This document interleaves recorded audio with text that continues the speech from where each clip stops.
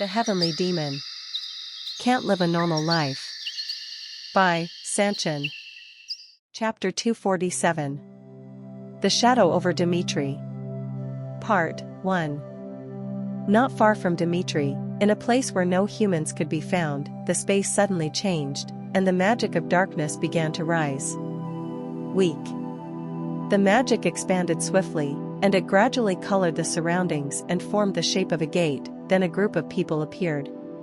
To be precise, they were beings marching forward with a sound. They were fully armed, and their eyes were sharp through their helmets. Flutter. A flag fluttered in the wind. The fire-breathing monster that symbolized Kronos indicated that these were the soldiers of the Kronos Empire.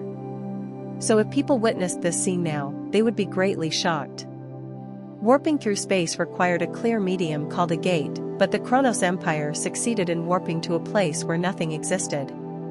It was the reason why the shadows of the Kronos Empire were able to appear in Valhalla. It was impossible for large troops to cross the borders without detection, but the Kronos Empire used a method that wasn't known to the world. Step. The warp of the soldiers continued, and the empty space was filled with thousands of soldiers at a glance. And at the front of them, a man with a bald head and tattoos looked at the soldiers and said, "How is Dmitry's land?" "Nothing different from usual. There are no special loopholes in their security, but we can't expect to attack Dmitry without crossing the border in the northeast. In addition, Roman Dmitry is still on the border of Valhalla. Even if he overcomes the Shadow's attacks, there is no way he can return in just 3 days." "Nice." The man, Mystic, laughed. The soldiers of the Empire clearly moved against continental law to carry out an attack, and Kronos had no justification for doing this either. For no reason, just like how they intervened in the civil war in Cairo, they moved over here again. It was a different matter than the shadows that infiltrated Valhalla. Everyone knew the shadows belonged to Kronos, but Kronos denied them. In other words, Kronos couldn't be held accountable for that. However, the soldiers were different. The moment they attacked Dmitry, it was a declaration of war. Kronos' brutality reached its peak. Even if they acted innocently, there was no force on the Salamander continent that could directly hold the Kronos Empire accountable. Then, if the flames of war really spread, that was something the other nations didn't want to happen. So, even after knowing Kronos' intentions, everyone tried to ignore the truth. All the soldiers lined up, and Mystic said as he looked at them, "We will attack Dmitry now." The distance was far from Valhalla. At the moment when Roman Dmitry was walking to his death, Dmitry also faced an equal crisis. It was a dark night.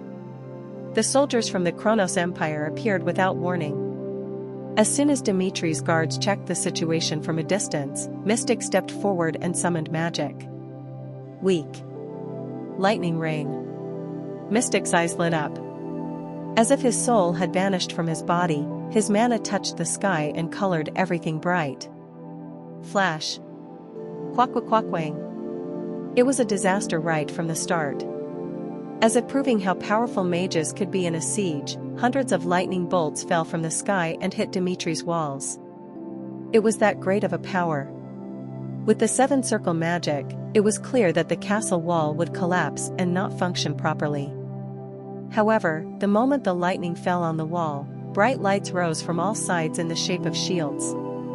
Great shield, great shield, great shield. All over the walls, huge shields appeared. It was an expensive magic defense that couldn't be found normally, and the shield stayed firm against the lightning strikes and absorbed the magic. However, it wasn't possible to completely block them. The remnants of lightning pierced through the shields and attacked the wall, but only a huge exploding sound could be heard. The wall didn't crack at the slightest impact. At the same time, on the ramparts, bright lights shone on the surroundings. Pop-a-pat. Enemy. We have an enemy. There were a huge number of magic relics. It was a relic with lights that shone in all directions, and thanks to that, the surroundings shone brightly like a day in the night, and the alarm bells rang. Normal estates might be slow to respond to the surprise attack, but the soldiers on the walls moved before the Kronos troops even arrived. It was an appalling sight, and Mystic admired how well prepared they were. I heard Dmitry had an unusual system. Was it like this? Magic defense. For single usage, it was expensive equipment that required loads of gold. However, as if that wasn't enough, Dmitry's walls were incredibly well defended, regardless of what was on them. The walls were the work of the dwarves. Roman Dmitry had a technical agreement with the dwarves, and they helped in matters such as the walls. Dmitry existed at the northeast end. The common people said they didn't have to use so much money for the sake of defense, but Roman Dmitry thought that the safety of the base should be given top priority. For that reason, a huge amount of money was spent, and he prepared for situations that might never even occur in his lifetime. Roman Dmitry wanted Dmitry to be in a state that couldn't be destroyed. And so, their response was swift. Even though the situation was different from what Kronos wanted, Mystic didn't lose face.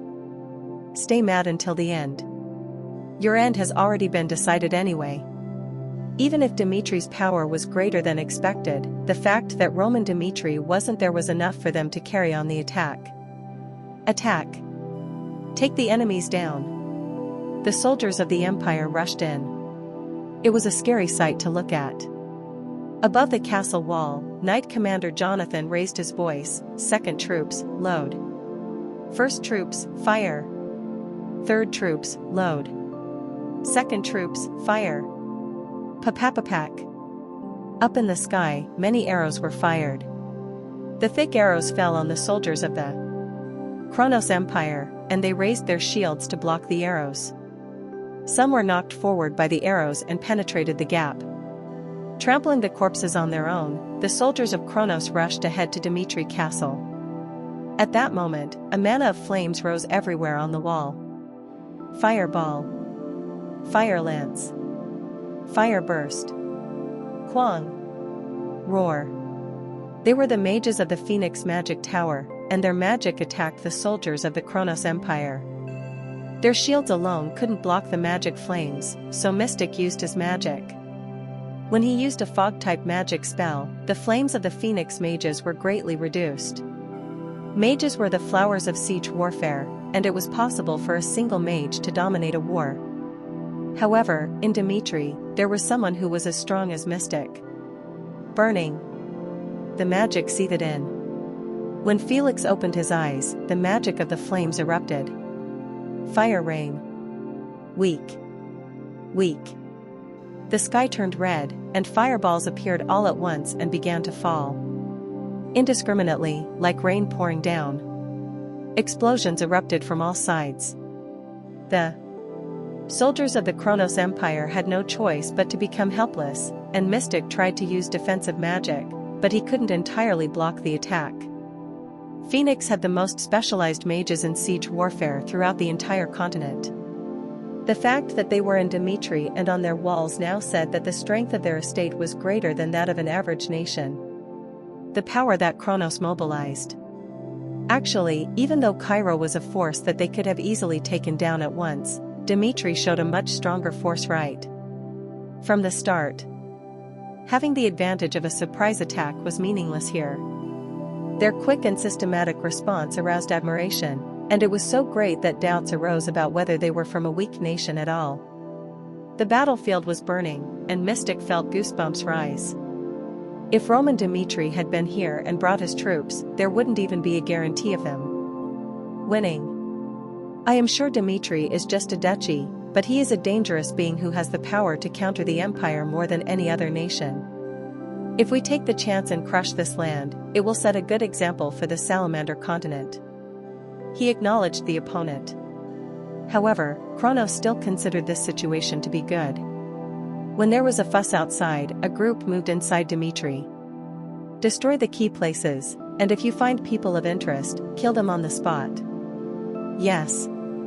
Black beings. They were the shadows.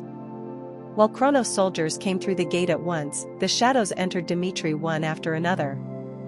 It didn't matter if Dmitry was wary of outside forces. In any case, this plan was an operation in which not only would the assassins move inside, but those on the outside would attack too. Dmitry's defense must not be aware of them yet, so the shadows moved. However, upon entering the city, they sensed something strange. Something feels odd. The city is so silent as if it were dead. A war was happening outside. There should be the common reaction of people running outside with their food or stuff, causing a noise. But the city was cold, as if it had been splashed with cold water. Not a single person was out on the streets, and it was so quiet that shadows could even hear their own breathing. So they held their breath. Their plan was to hide in the mess, but they couldn't do that anymore. For now, the shadows scattered. They didn't have just one goal. They were beings that caused trouble, and in the end, their purpose was to distract the nerves of those who defended this place. At the same time, they had to deal with their other purpose secretly. So the fast-moving shadows moved toward their target. And it was then, something fell above their heads. Weakle crush. Their necks turned. The moment one shadow collapsed, another shadow hurriedly fell back and tried to raise his voice. But his voice didn't come out, as a sword pierced his heart before he could even say anything. Quack. The body didn't dissipate into smoke.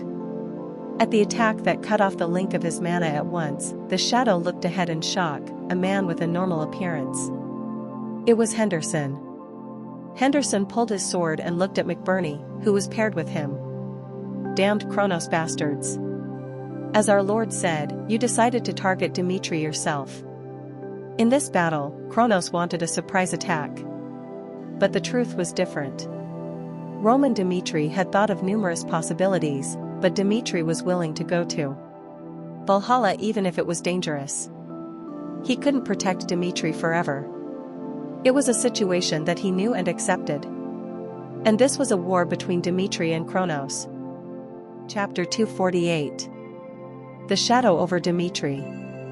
Part 2. For the trip to Valhalla, just like Kevin, the ones like Henderson expressed their intention to follow Roman. However, looking at their reaction, Roman came to a decision. This is a fact that everyone knows, I was invited to Valhalla. Valhalla intentionally spread rumors about this incident in case I refused. If it is the Kronos Empire, now that my whereabouts are clear, do you think they will just give up this chance and wait for another one? They will definitely move. I don't think there is any reason for those who openly proclaimed the assassination just to stand still. On the way back to Dmitry, he knew it wouldn't be safe. That was why his men said they would follow him, but Roman Dmitry had a different idea. The fact that I left for Valhalla means that I am not in Dmitry. The Kronos Empire is a nation that wants to be victorious in the smallest disputes. If that is the case, there is a high chance that they will attempt to assassinate me and attack Dmitry as a means to set an example for other kingdoms. In general terms, Kronos would judge that crossing the border is wrong, but they have taken the steps to render the border issue meaningless with the shadows. I will ask you now. While I leave for Valhalla, if Dmitry is attacked by Kronos, do you think this place will survive with all the forces outside with me?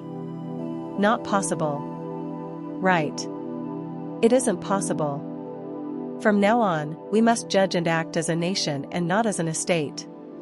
The theories gave birth to new theories.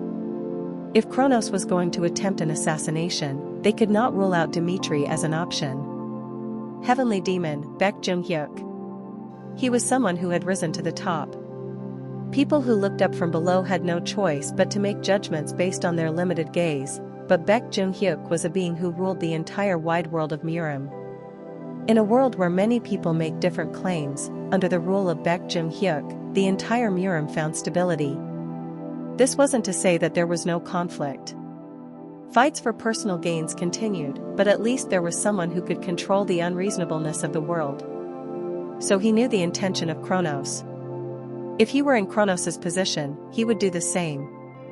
In a situation where he wanted to conquer the entire continent, he wouldn't have watched the Dmitry duchy, which was like a thorn in the eye, grow. By the time the thorns grew into a full tree, it would be too late. So it needed to be trampled on ahead of time to curb that growth, and Roman Dmitry's absence was the perfect chance to attack. Based on a single thought from the invitation from Valhalla, he arrived at that conclusion. Roman Dmitry expanded his thoughts. While calculating his opponent's options, he thought about how to act in advance. Some might say it was pointless. Theories were just theories, and things that would never happen would just consume his heart. But still, he had to do it because he was responsible for the lives of those who followed him. Roman Dmitry knew the duty of those in power. You stay in Dmitry, and if Kronos attacks, make sure that they will pay for the price. No further questions were asked. If their heavens commanded it, then that was the law that they had to follow. 10 minutes ago. Russell. Flora opened the map. It was the map of Dmitry's land, and Flora looked at the people and said, "A fortnight ago, mysterious beings began entering Dmitry. During the interrogation, it was proven that they didn't cause any special problems, but as a result of looking through the information guild, there were those whose presence was unclear. That means that someone is infiltrating people into Dmitry, and now that Kronos has launched an open attack, it is possible that they are the assassins. There has already been such a case, the assassins who infiltrated Dmitry to attempt an assassination but were crushed by Roman Dmitry. But now and then were different. In the absence of Roman Dmitry, they had to take matters into their own hands. There are 3 points that the enemy will target. The first is the warehouse. If they set fire to the food and war supplies, we would have to move away from the castle walls. The second is the gate. Siege warfare is all about opening the gates, and the enemy's attack will be fatal inside. Finally, the fame. Regardless of victory or defeat in the siege, they can get a clear result just by killing important people. Everything was thought of quickly. As a book handler, Flora continuously reflected on situations like today. With just fragments of information and knowledge in her head, she was able to grasp the situation. The wall is the place for the Knight Commander and Sir Felix. What we need to do now is block the variables that will occur inside the castle. We need to kill those who step into Dmitry without fear. She had cold eyes. She personally couldn't kill anyone. But to this day, she doesn't show any mercy to those whom she considers her enemies. It was a detailed plan, and the people nodded their heads. Then Flora grabbed the map and stood up. Then let us go to our designated places. The first point. On the way to the warehouse, there were many houses where people lived. The shadows crept into the darkness through the alleys and moved cautiously toward the warehouse. As they were about to open the door of a house with the intention of hiding, they heard a huge explosion. Thung. Boom. In the sky, bright firecrackers lit up. In an instant, the shadows sensed that something was wrong. Their location had been discovered. The shadows quickly moved, wanting to disappear into the darkness, but then they were suddenly attacked. "How dare you?" Quack. It was Henderson. Henderson and McBurney appeared with their troops, and as soon as they confirmed their position through the fireworks, the shadows were subdued. The shadows' counterattack had no meaning. They were outnumbered by Dmitry's troops, and they had already mastered how to subdue the shadows. But what was that firecracker? It was a measure that came from the order issued the other day. Roman Dmitry spoke of the role that ordinary people should play during internal fights such as assassinations. The battles in Dmitry aren't irrelevant to the common people. I will not order them to fight, but if a fight breaks out in the center, normal people should lock their doors and set a trap that sets off the firework when the door is touched. It would be a form of sign. There is no reason to open the door if it isn't the enemy trying to enter. So, Dmitry's soldier will be able to locate the enemy at once with that signal. The 10,000 Mountains. The Murom people wanted to capture that place. However, the reason they failed each time was because of the normal people living below the mountains. They followed the demonic sect. They were uncooperative with the Murom alliance and didn't bother choosing any means or methods to help the demonic sect. And Roman Dmitry's instructions were similar in a way.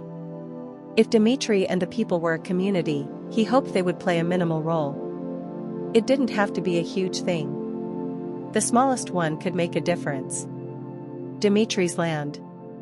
They had the advantage of being in their homes. The people who were watching the surroundings set off the fireworks at their homes, and the location of the shadows ended up being discovered. Furthermore, blocked the pathway of the shadows along the short alleys.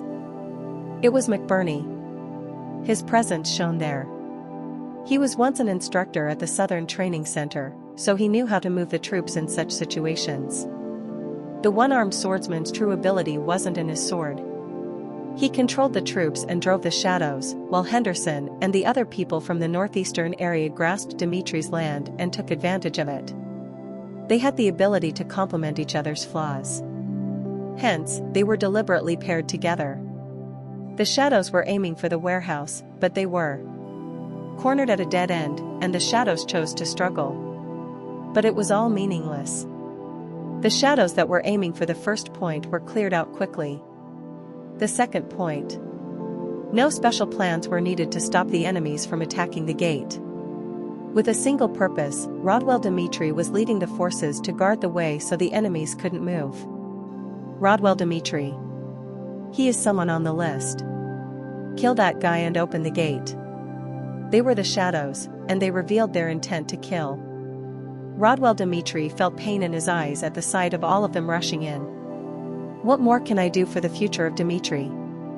In the past, during the time of his growth, Rodwell Dmitry, who had been fighting for Cairo on the front line, came to his senses and came back to the Dmitry Duchy. It wasn't because he wanted to covet the place of Roman Dmitry. He accepted that it was entirely his brother's, but the problem was that he wandered too long and lost the meaning of life. No more. There was no need for him to prove anything for Dmitry. Because of Roman Dmitry, people didn't push Rodwell into doing anything. He had free time.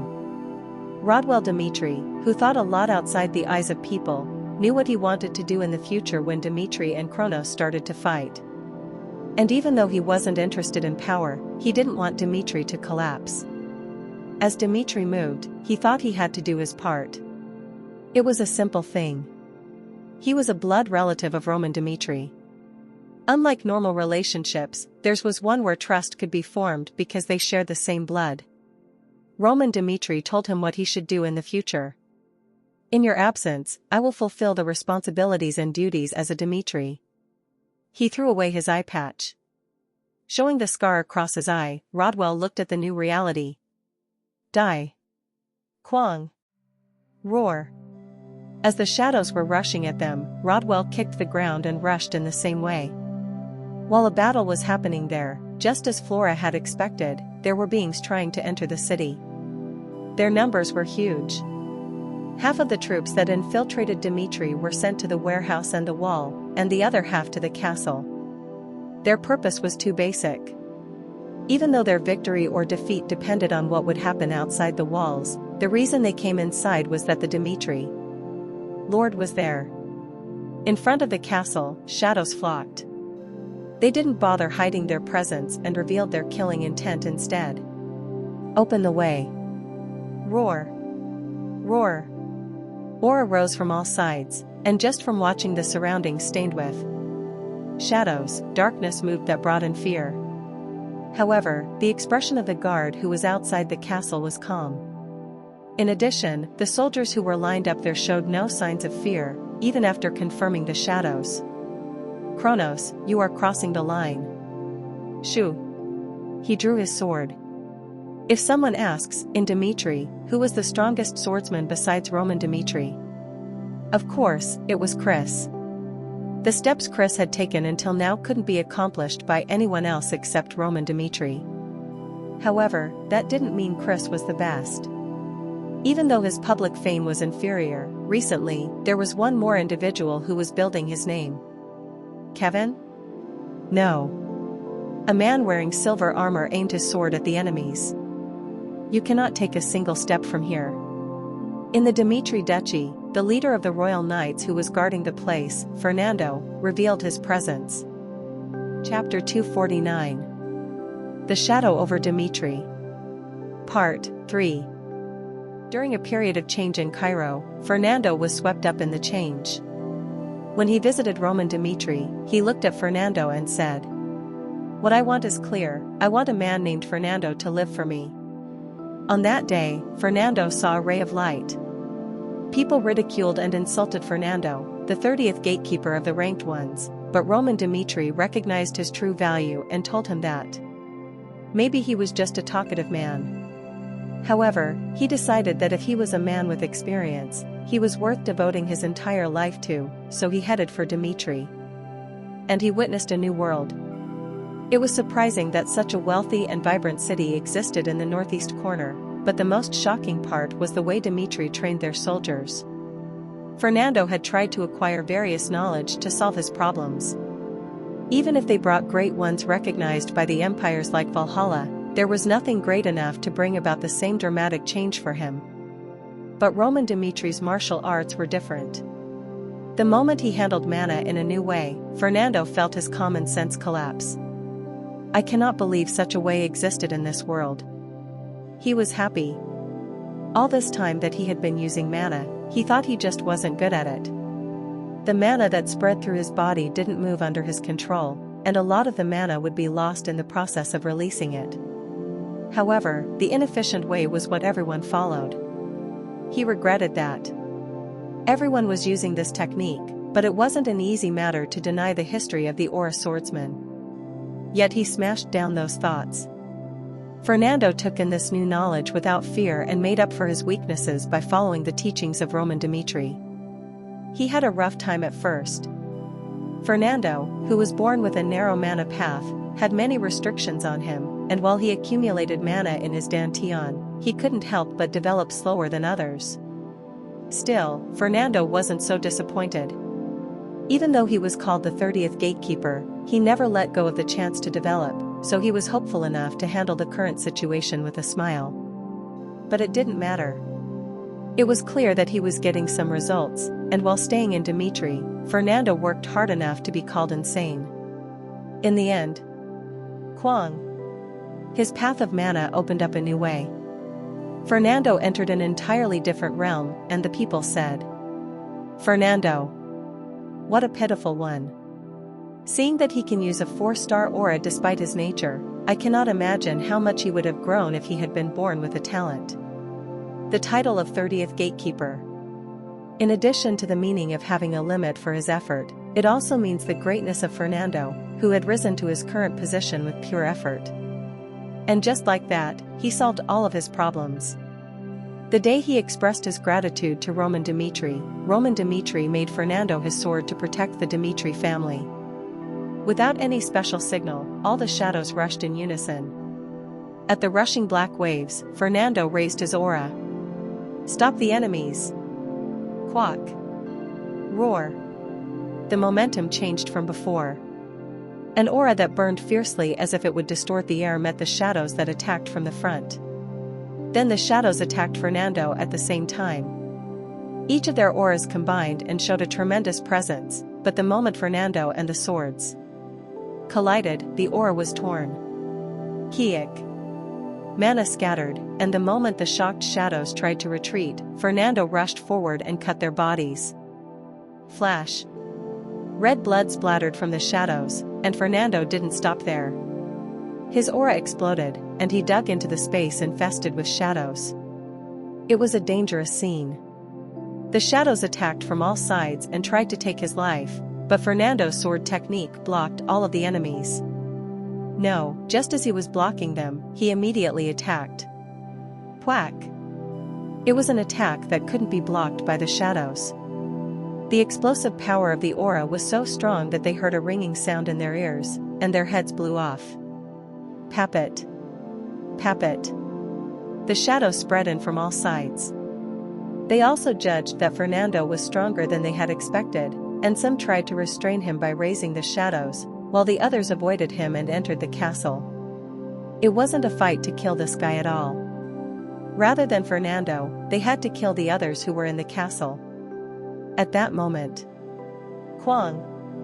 Fernando kicked the ground, and the bondage was released. Then the wave of mana broke the balance of the shadows. "How dare you!" Flash! He slashed their throats. Fernando didn't allow the shadows to pass him, and if they had other intentions, he chased them down and cut their heads off. Fernando's presence expanded to a shocking level. The being, who was once called a colorless and orderless swordsman, met a warrior named Roman Dmitry and attached wings to his back. Right now, at this moment, Fernando has found the meaning of life.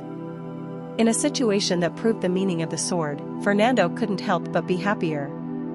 When a swordsman uses his sword for something meaningful, his existence changes. In the meantime, I was just a human who was weak and fell into a mire because I was unable to solve the problems I was born with. If I live for Roman Dmitry, who made me who I am now, I can exist as a swordsman until I die. What joy it would be! Effort and swordsmanship. They all had a significant meaning. An existence that wandered around for so long had found his way because of a single being, Roman Dmitry. Quack. The shadows were trampled on brutally. He never thought about standing with pride because he didn't dare look up at Roman Dmitry. And Roman Dmitry had acknowledged Fernando's nature. That was why he asked him to be the sword that would protect the Dmitry family, and from then on, Fernando showed a clear change. The flame was intense, and Fernando's presence covered the shadows. The surprise and perfect plan of the Kronos Empire got blocked one after another, and at last, slash. Even the last shadow stumbled and fell. Just like Fernando said, he didn't allow a single shadow to pass through. At the third point, the result was the annihilation of the shadows. Outside the castle, Mystic looked surprised. Through the link, it was confirmed that the shadows that had entered the castle were decreasing. Did the shadows fail? He was beyond shocked. No, it was truly shocking. The shadows weren't normal assassins. Even if their existence were known, it would be difficult to stop them, but they accurately identified the movement of the shadows and quickly dealt with them. Dmitry had smart people. In addition, it was clear that those who could handle the shadows were perfectly moving with a plan. And it wasn't just that. At that time, when he looked at the castle wall, which was still in good condition, a subordinate approached him. Mr. Mystic. An emergency alert has been issued in the northeast. Reinforcements have departed from the estates belonging to the Dmitry Duchy, and the Cairo Kingdom is sending troops to the border. If we stay here like this, it is only a matter of time before we get surrounded by enemies. As early as 12 hours, within that time frame, the enemy reinforcements will step in. The response of the lords belonging to Dmitry was in perfect order. When they heard Dmitry was being attacked, they immediately sent reinforcements without hesitation. It was part of trusting each other. No matter how much they belonged to the Dmitry Duchy, if they didn't serve Dmitry wholeheartedly, they wouldn't react so quickly. However, the nobles of the northeast region sent troops as if they had been waiting. In addition, even the Cairo Kingdom reacted. Just a few years ago, the Dmitry family was a mere barren family, but now they have risen to the top and are trusted by everyone. Dmitry. The more we know them, the more dangerous they are. As expected, Kronos' judgment was right.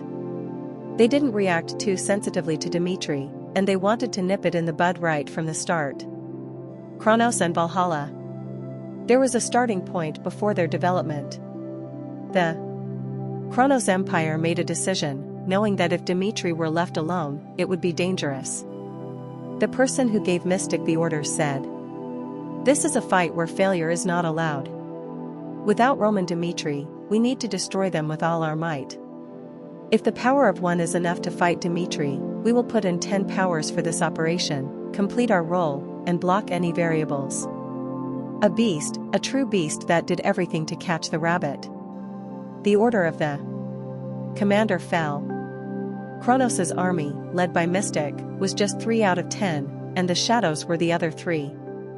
Mystic looked at Dmitry's castle with a relaxed look. Both of these operations were intended to hide their real purpose in the first place. The Dmitry palace was safe, since the resistance hadn't been broken into yet. Everyone was sure that the space where Duke Dmitry was staying was safe. But now, a different thing was happening. Quack. Quack. A Dmitry soldier was pinned to the wall. He found the enemy and tried to send a signal, but he couldn't react and got pushed by force. Fucking bugs. It was a being in darkness. The man with a similar form to a shadow grinned. Kronos was clear about what they wanted to achieve from this war. They wanted to show what kind of end those who were against Kronos would have. In order to do so, they had to break down Dmitry and trample on them or kill Duke Dmitry. For that purpose, a shadow named Sven stepped out. Even if Aura swordsman blocked his path, they couldn't block any of Sven's attacks, not even once. Rumble. Aura exploded. It was a 6-star aura. Among the shadows, Sven was a being with overwhelming power. The 3 shadows that people speak of. If the beings that channeled their physical powers were general shadows, those who used special powers were called demons of the abyss and Kronos. And Sven was also one of those, and the people called him one of the 3 shadows. There were 2 types of shadows, special and not special. Sven walked down the wide hallway. A noisy battle was happening outside. If Duke Dmitry were at the end of this, then he wouldn't be able to survive from his clutches for long. How long was it? Halt. He stopped walking, and Sven stood a little far away from the huge door and looked at the face of the man standing in front of him.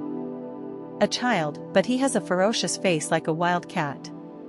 I heard there is such a person under Roman Dmitry who holds madness and has such a venomous look in his eyes. His name was probably Kevin. Shoo. The man, Kevin, got up. During the entire battle, Kevin didn't take a single step. Sven smiled. Nice. A chance to deal with the target and Duke Dmitry at the same time. I will kill you here. Rumble. Roar. Sven raised his aura to 6 stars. With that, except for Roman Dmitry, it was a force that couldn't be blocked by any of Dmitry's swordsmen.